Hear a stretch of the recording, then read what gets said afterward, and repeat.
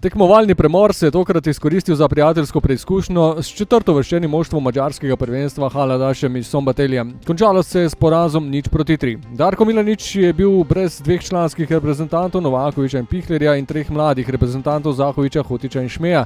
Jasmin Handanović je tokrat dobil prosto, Marwan Kapha pa je tekmo izpustil zaradi poškodbe.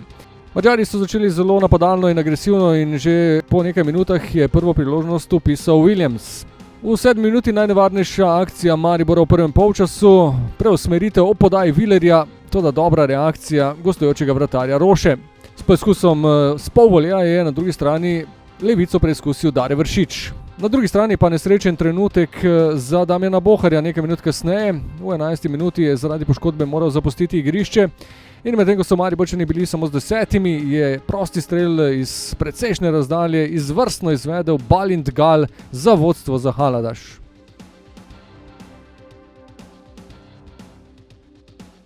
Mariborčani pa so izpeljali še eno nevarno akcijo, in sicer je Mitja Viler lepo podal iz leve strani, toda zanj je bil za las prekratek.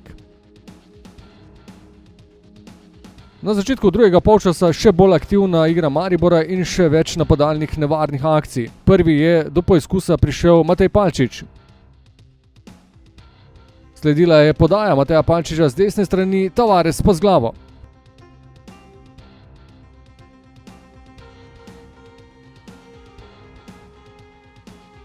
V 57. minuti je po levi strani lepo v kazenski prostor prodrl Sani.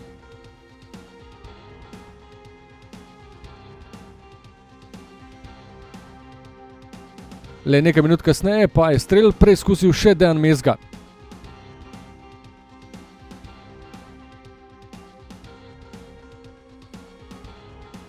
Tudi pri Mariboru so se v drugem polčasu zgodile nekatere menjave in takoj v prvem stiku v žogo je nase opozoril novi vratar Nino Irgolič.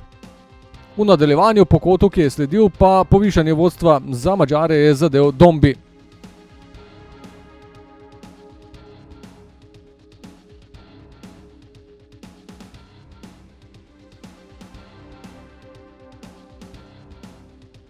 V obdobju nepovezane igre še en hiter protinapad Madžarov, Williams je podal Raču, ta pa povišal na 3-0. Do konca tekme se Mariborčanom več ni šlo za vsaj častni zadetek, še najbližje je bil strel Mitje Villerja s precejšnje razdalje. Končalo se je s porazom, vseeno pa dobrodošla preizkušnja predvsem za tiste, ki so v zadnjem času igrali manj. V tretjem zadetku smo nekako začeli boljše igrati, tako da potem smo dominirali skoraj celotno tekmo. Ta drugi gol je bil po mojem tudi drug šut na gol, tako da pač se zgodi taka tekma, nimaš kaj.